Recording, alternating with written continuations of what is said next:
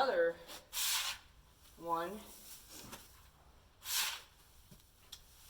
I've been driving a truck for 33 years, okay? 32 years at the time that I probably started reaching out for a new job in my new state. And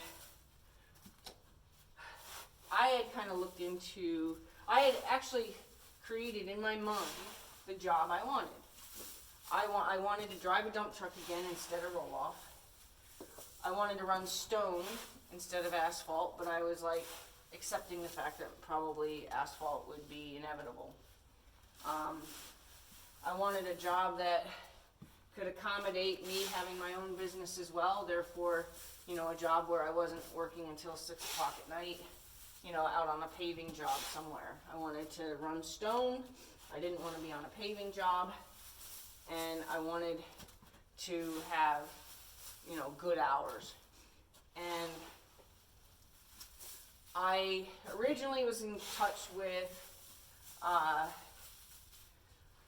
roll-off company because I wasn't finding any dump truck companies responding. Like, I started just sending emails to all the different bigger companies. Like, there's one right down the street, and it was an asphalt company, but still, like I said, like, I was kind of like accepting the fact that I might have to run asphalt. Not something I wanted to do, but I was accepting that I might have to.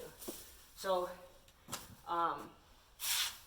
but I wasn't getting responses from anybody, you know, and I was doing it via email because I wasn't really pushing yet for a job. It didn't really like, it wasn't a pressing issue yet. So, and having been driving for as long as I've been driving, I really wasn't worried about, if somebody had a seat, I wasn't worried about getting the job, you know what I mean? But for whatever reason, it wasn't something people were responding to as far as my questions if they have a job available. And wow, it's a long video. And I gotta go get another bucket. I don't even know if I have another bucket. So anyway, I started communicating with a roll-off company, and believe me, that's not what I wanted to do anymore. I enjoy roll-off. I enjoyed the challenge of roll-off because it's always a puzzle. You know, they want you to put the dumpster between their favorite, you know, childhood maple tree and you know, the house underneath an awning, or, you know, don't go against this gutter, or, you know, that kind of thing. And I always really liked those challenges, and any one that was tricky. You know, my co-workers would always know which one of us put it there because, you know, it'd be hard to get, so they would always reach out to me and be like, oh, I got one of yours today, you know, I got one of Kirsten's boxes today, and that's because, you know, I always tried to make the customer happy and do it the way the customer, or do for the customer, and often it wasn't what another driver would have wanted. So I was okay if I was going to have to do roll-off, but we're here at the farm one day, and we had a concrete guy working, doing the stalls. He was doing the concrete for the floors in these stalls, and he had to have stone delivered, you know, for his concrete work. And the guy who delivered the stone came in. He was on his second load here, and when he was leaving, I wasn't in the barn, I was in the house, so he had to dump the load and then, you know, work his way past the house to leave. Well, I had come out of the house and like walked down to the road, or down to the, you know, the part of the driveway he was traveling on, and I kind of motioned that I needed to say something to him.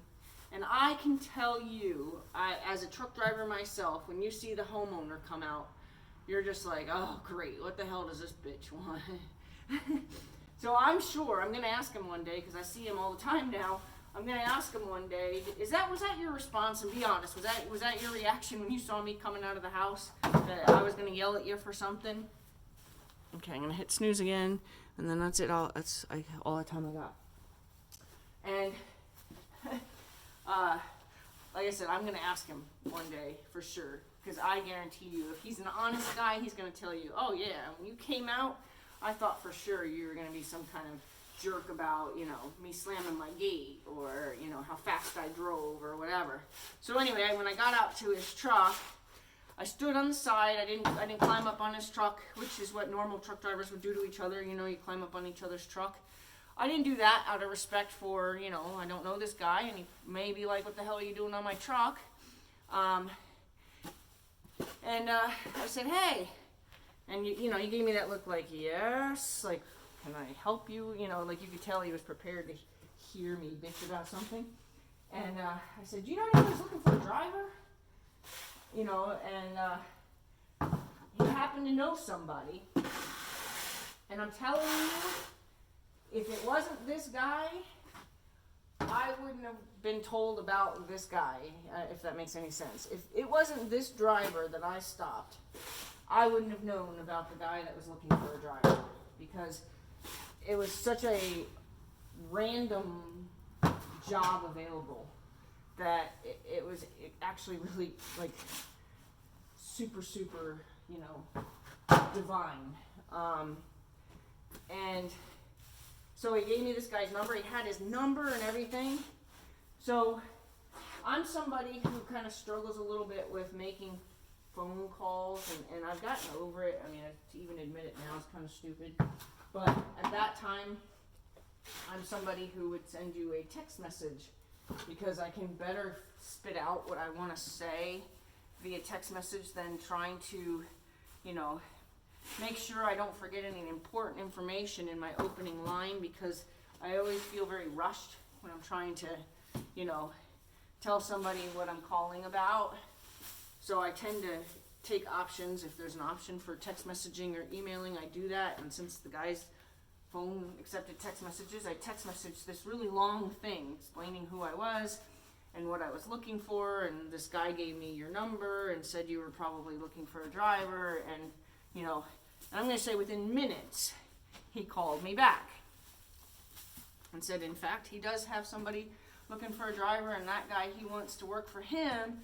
But until the guy he wants to work for him finds somebody to drive his truck, you know, they're waiting on him to find somebody to drive his truck. So there was a situation where, you know, this guy was looking for somebody, but there was almost like it was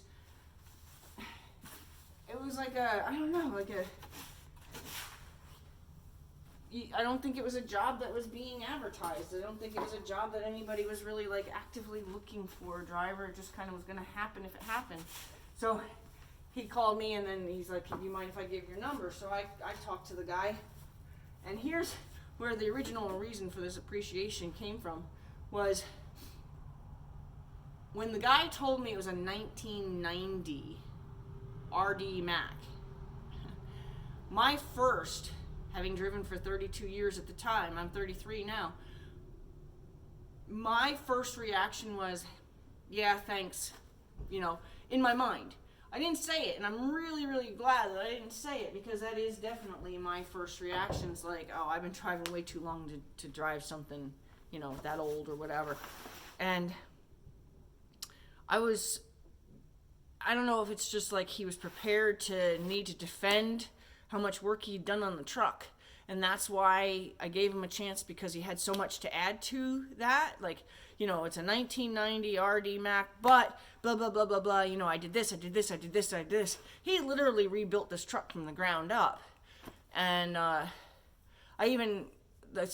was like, well, I'm going to get in a seat. So I kind of had resigned to the fact that maybe I'll just get in a seat. People will see that I'm a good driver, and then I'll be offered jobs, or I'll be able to approach somebody about a job, and then they'll already know about me, and then that would be okay, you know. So that's kind of like the mindset I had, was like, all right, well, you know, worst comes to worst, I'll just get in the seat, and then I'll do my best to have people recognize that I'm worth hiring, and then, you know, I'll get a job that way instead. So I'm really, really appreciative of whatever stopped me from automatically dismissing the job based on the year and make of the truck. and model of the truck, not even really the make. The transmission didn't appeal to me. The model of the truck didn't appeal to me. I don't even really like Max either, but they're good off-road trucks. But to have me basically keep my mouth shut, hear the guy out, and then my big question was, my hours, what do you haul, and does the air conditioner work? Those are the only things I really cared about at that point. And all the answers were the answers I needed. So I was like, all right, let's do it. And then, I got a little nervous because this was still well before I lived here yet. And I got a little nervous. And I'm like, can you send me some pictures? Can I at least see if I'm like, driving down the road with one with a fender bouncing because it's not really attached to the truck well anymore, or, a headlight that's fallen out of the front of the truck or something. I wanted to kind of see I wanted to kind of have a mental image of what this, possible nightmare truck was gonna look like. And he sent me pictures, and they were, it was a nice looking truck for an old truck. It's an old truck, 1990. But man, I couldn't be more grateful that I kept my mouth shut and didn't just assume I'm too good for that. And really, really grateful, because I love the truck. It was a transmission I had to get used to because it was so different from the transmissions I've been driving forever. It's comfortable enough, it's a tight cab. They're not designed to really be spacious. But I've gotten used to my limited space compared to the truck I was driving before. The steering, I've driven nice trucks, new trucks. If you let go of the steering wheel, you're like, woo, off the road. You can let go of the steering wheel and she is straight. Another thing is I've worked for really big companies that neglect to make sure that things are taken care of. Big companies where you write up the same thing over and over and over and over and over again, and they either don't get repaired or they finally get repaired when, the cop pulled you over and marked it up. I appreciate that all my paperwork's in order. I appreciate that my truck is in good repair. I appreciate the amount of effort that's put into keeping it in good maintenance. I work for a company where they did the grease once a month, and he does the grease once a week. I could not be happier with the job that I got, that I could have so easily been like, yeah, no, that's too old of a truck for this girl. I'm so glad that whatever stopped me from being a pretentious little brat made it so that I have basically the job I envisioned, the job that I didn't know even existed. And I kept my mouth shut. I talked to the right people, and the universe said, here you go.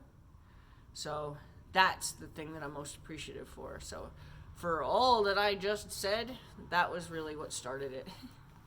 All right, gotta go.